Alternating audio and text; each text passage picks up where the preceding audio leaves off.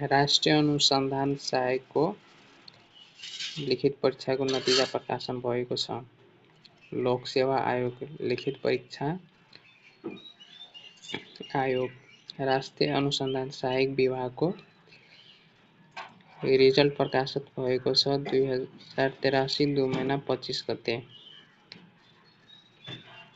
राष्ट्रिय अनुसन्धान विभाग यस आयोगबाट लिएको लिखित परीक्षाको दहेज विज्ञापन सम्मेलन उम्मेदवार मध्ये वर्गक्रम अनुसार ध्याक रोल नम्बर तथा नामथर भएको उम्मेदवार अन्तर्गत तथा अन्य कार्यक्रमको लागि छनौट भएको व्यवहार सम्बन्धी सबैको जानकारीको लागि यो सूचना प्रकाशित गराएको छ।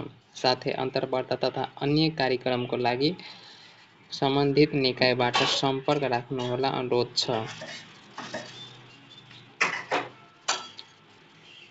50 राष्ट्रिय अनुसन्धानको विज्ञापन नम्बर अति खुलासा तथा संवेदनशील रहेको छ भने माग पद गरेको खुल्लामा के भन्छ 28 जना, जनजातिमा 7 जना, मधेसीमा 6 जना, महिलामा 5 जना, दलितीयमा 3 जना, विच्छेदीयमा 1 जना।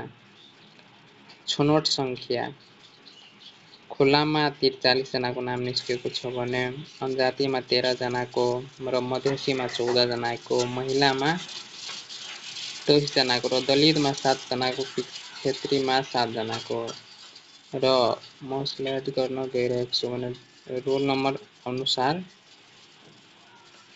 अत्यझन उम्रिस्पुन हक बहादुर रुच आबिस 2 छनौट समूह खुल्ला रहेकोले